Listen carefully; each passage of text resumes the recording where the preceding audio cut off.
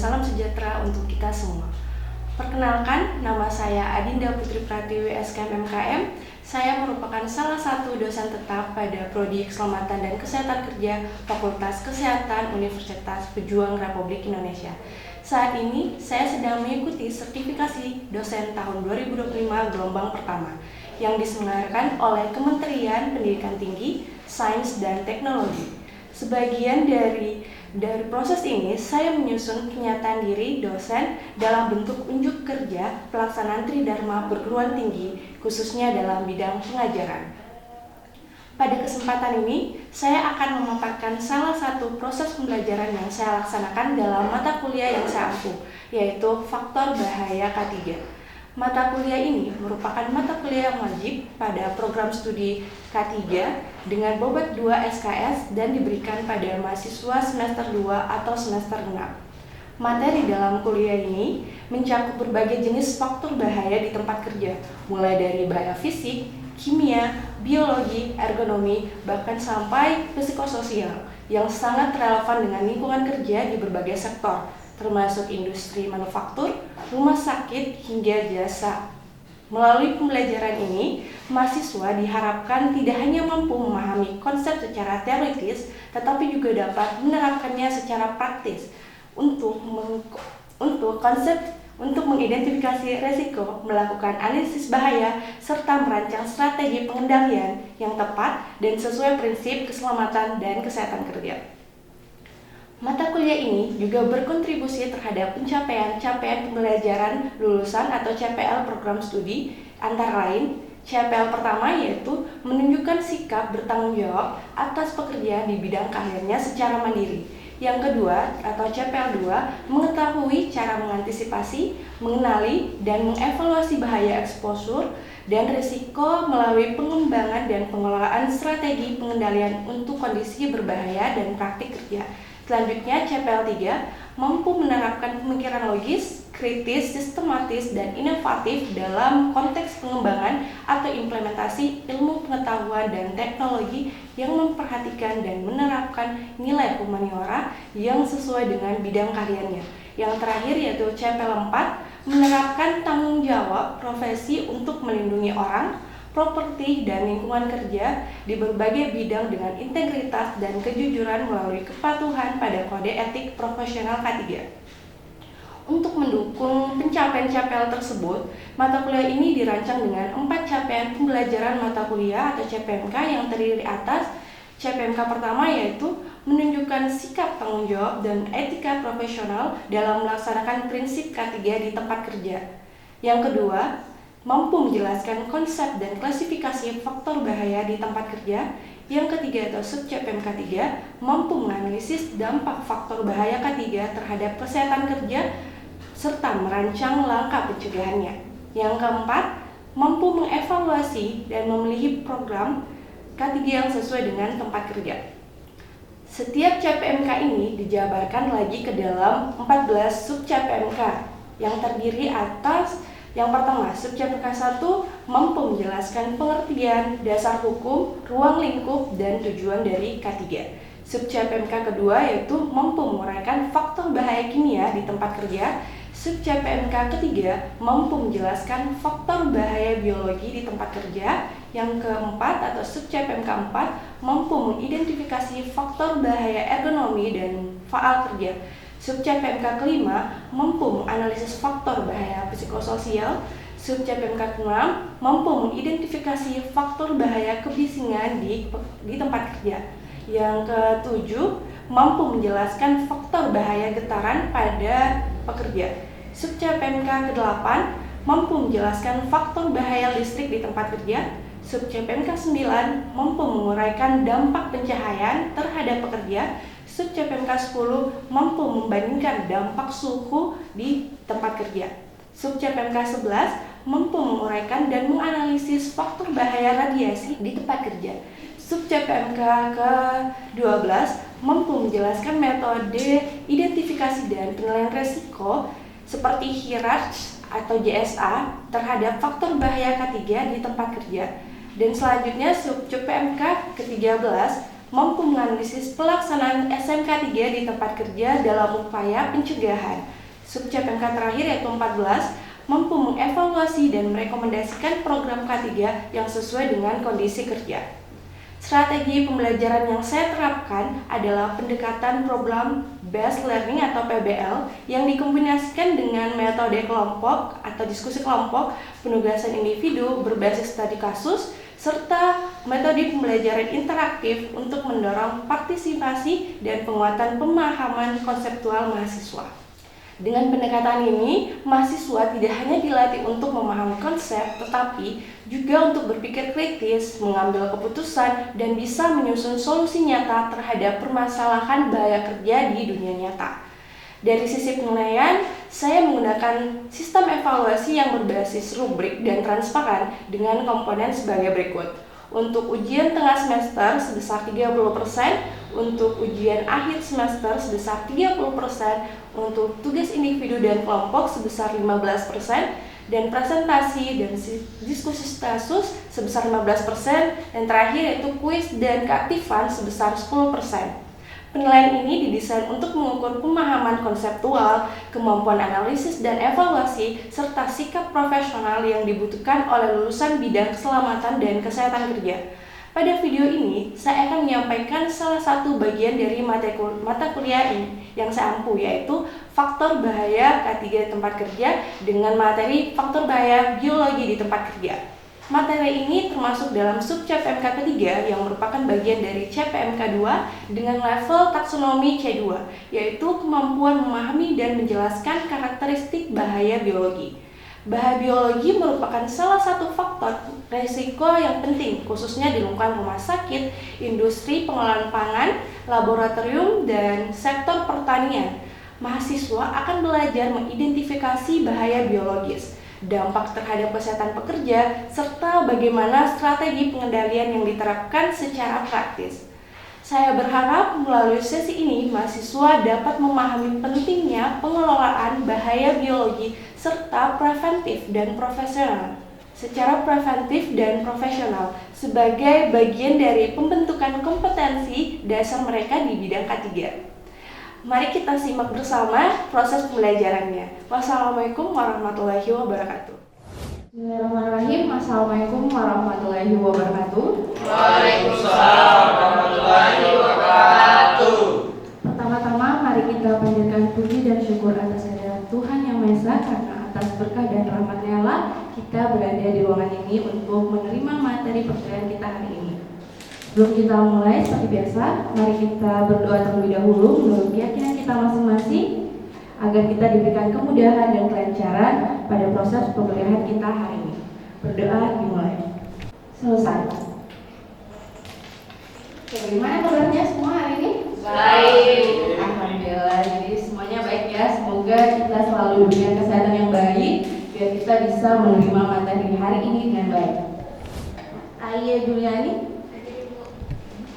Rosna Ruslan, Yusran, Elin, Meifa, Hadir Bu. Pinky, Hadir Bu. Oke, semuanya hadir ya. Jadi CPMK untuk mata kuliah ini yaitu mampu memahami konsep dasar faktor bahaya K3 di tempat kerja. Pelajaran kita pada hari ini ada 5 poin. Yang pertama, mahasiswa mampu menjelaskan definisi dari faktor bahaya biologi. Yang kedua, mahasiswa mampu menjelaskan jenis-jenis agen biologi. Yang ketiga, mahasiswa mampu menjelaskan cara paparan dari agen biologi. Yang keempat, mahasiswa mampu menjelaskan dampak dari agen biologi. Dan yang terakhir, mahasiswa mampu mengidentifikasi hierarki pengendalian K3 yang tepat dari bahaya biologi di tempat kerja. Jadi saya harap setelah pembelajaran kita hari ini, tujuan pembelajaran ini bisa tercapai. Materi kita mulai apa? Faktor bahaya kimia Bu. Oke, faktor bahaya kimia. Selain itu, ada yang bisa sebut jenis-jenis dari bahaya kimia? Saya Bu. Ada gas beracun, pestisida, dan debu logam Bu. Oke, jadi menurut kalian kenapa debu logam itu bisa berbahaya bagi pekerja? Itu tidak terlihat, tapi dampaknya nyata. Kita tidak bisa melindungi dari sesuatu yang tidak kita kenali. Makanya kita perlu mempelajari materi kita hari ini, yaitu agen bahaya biologi, biar kita bisa mencegah dari bahaya biologi tersebut, sehingga kita terhindar dari penyakit-penyakit yang bisa kita derita atau pekerja derita. Ketiga, cara paparan bahaya biologi. Yang keempat, dampak bahaya biologi. Dan terakhir, penilaian dan pengendalian risiko. Ancaman yang terhadap kesehatan manusia yang berasal dari organisme yang hidup. Oke, terima kasih. Jawabannya betul sekali ya. Agen biologi ini memiliki resiko yang signifikan bagi kesehatan di berbagai sektor industri, contohnya rumah sakit, laboratorium, maupun di industri makanan serta industri lainnya. Kita lanjut ke jenis-jenis agen biologi. Ada yang bisa sebutkan kira-kira jenis-jenis agen biologi itu seperti apa? Virus COVID-19 sama hepatitis. Oke, jadi itu virus COVID-19 ya yang disebutkan itu sudah benar. Jadi selain yang disebutkan dari temannya itu ada virus, bakteri, jamur, parasit, dan produk biologis atau biasa disebut dengan spora.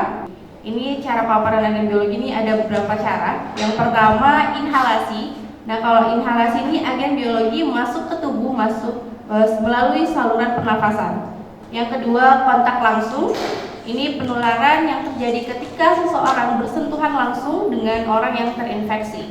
Yang ketiga, inokulasi. Ini agen biologis masuk ke tubuh melalui tusukan atau luka akibat benda tajam yang terkontaminasi. Yang keempat, iniasti. Ini agen biologi masuk ke tubuh melalui mulut.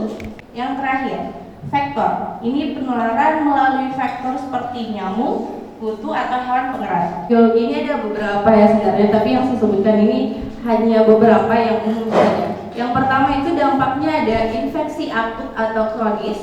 Yang kedua, reaksi alergi.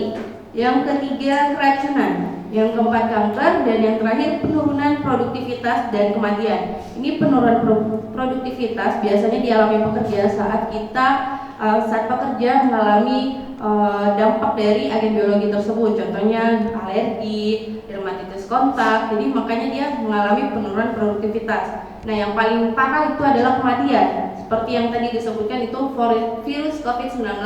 Nah, itu salah satu virus yang bisa menyebabkan kematian. Oke, sampai sini ada yang mau ditanyakan? Saya bertanya Bu, apakah dampak itu muncul langsung setelah terpapar atau butuh waktu? Oke, bagus sekali pertanyaannya, terima kasih. Jadi dampaknya itu bisa secara langsung ataupun juga bertahap. Kalau secara langsung itu ada alergi, ini bisa dalam waktu jam, berjam-jam bisa orang terkena langsung alergi. Tapi kalau yang secara bertahap, yang minggu, bulan, itu biasanya seperti TBC atau virus COVID-19 seperti itu. Yang pertama yaitu eliminasi, yaitu menghilangkan sepenuhnya sumber bahaya dari tempat kerja. Yang kedua, substitusi, mengganti bahan alat atau proses yang berbahaya dengan yang lebih aman. Yang ketiga yaitu rekayasa teknik. Terus juga bisa mengatur paparan bahayanya untuk para pekerja. Yang terakhir, APD. Ini alat pelindung diri bagi para pekerja. Tanpa menggunakan sarung tangan, memegang rumput laut basah selama berjam-jam, dan mencuci hasil panen di air laut yang kotor. Kira-kira apa yang bisa kalian berikan untuk kira-kira pengendalian K3 berdasarkan 5 tahapan tadi yang saya sebutkan? Ada yang bisa sebutkan dari eliminasi? Izin Ibu, untuk eliminasi itu mungkin tidak bisa dilakukan karena pekerjaan memang berhubungan langsung dengan rumput.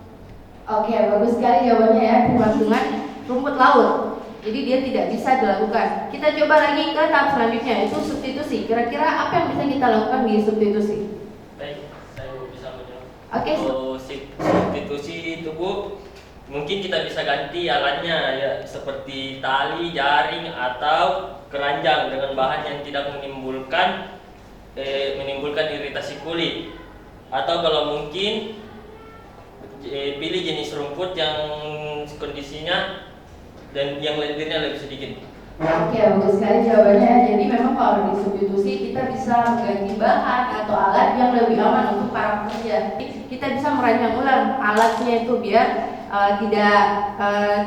lebih berkurang paparan terhadap agen bahaya biologinya. Oke, yang keempat, pengendalian administratif. Ada yang bisa? Saya Bu. Oke. Jadwal kerja bergiliran atau memberi pelatihan tentang bahaya biologi, dan juga membuat SOP mencuci tangan atau mandi setelah bekerja. Oke. Kita punya jam kerja yaitu 8 jam, tidak boleh lebih dari 8 jam. Jadi itu harus diperhatikan bagi para pekerja biar tidak terkontaminasi dengan bahaya-bahaya biologi selama dia bekerja. Oke, yang terakhir APD. Kira-kira apa sih yang bisa digunakan untuk mencegah terjadinya paparan bagi para pekerja? Ada yang bisa? Iya, silakan. Petani sebaiknya menggunakan sarung tangan karet tahan air, pelindung lengan, dan sepatu boot agar kulit tidak langsung bersentuhan dengan rumput laut atau air laut. Oke, bagus sekali ya jawabannya. Terima kasih. Terus yang kedua ada jenis-jenis agen biologi yaitu virus, apalagi bakteri, Jamur, parasit, dan produk biologis. Oke. Terus yang ketiga cara paparan agen biologi yaitu inhalasi, kontak langsung, inokulasi, injeksi, dan vektor. Oke. Yang keempat ada dampak dari agen biologi yaitu infeksi akut, reaksi alergi, keracunan, kanker, serta penurunan produktivitas dan kematian. Dan yang terakhir, pengendalian hierarki ketiga yaitu eliminasi, substitusi, rekayasa teknik, pengendalian administratif, dan penggunaan APD. Oke, selanjutnya ini referensi yang mungkin kalian bisa cari nanti terkait materi kita hari ini. Ini saya sudah berikan. Terus selanjutnya kita akan kuis. Ini kuisnya bisa kalian scan ya barcode-nya, nanti kalian kerjakan ya. Saya kasih waktu 10 menit untuk mengerjakan kuisnya. Silakan dimulai. Oke, saya lihat jawaban kuisnya ini sudah rata-rata baik ya, benar semua ya hampir. Ya walaupun masih ada salah sedikit ya, tapi tidak apa-apa. Ini saya juga kasih tugas buat kalian yang bisa kalian cek di Classroom, Google Classroom. Nanti kalian cek di Google Classroom-nya, di situ sudah ada tugas kelompok. Pembagian kelompok juga sudah saya tulis di situ. Tugasnya apa juga sudah ada di situ. Itu paling terkait studi kasus. Nanti kalian kerja sama teman kelompoknya untuk membahas studi kasus yang saya berikan. Oke, sampai sini paham? Paham, Bu. Oke, yang terakhir. Ini saya hanya memberikan apa yang kita pelajari minggu depan. Jadi syarat mata kuliah untuk materi minggu depan kalian pelajari dengan baik, yaitu mampu mengidentifikasi faktor bahaya ergonomi dan file kerja. Kan yang hari ini kita sudah mempelajari terkait faktor bahaya biologi. Nah, jadi untuk minggu depan itu faktor bahaya ergonomi dan file kerja. Oke? Sampai sini ada yang mau ditanyakan? Cukup, Bu. Sudah cukup ya.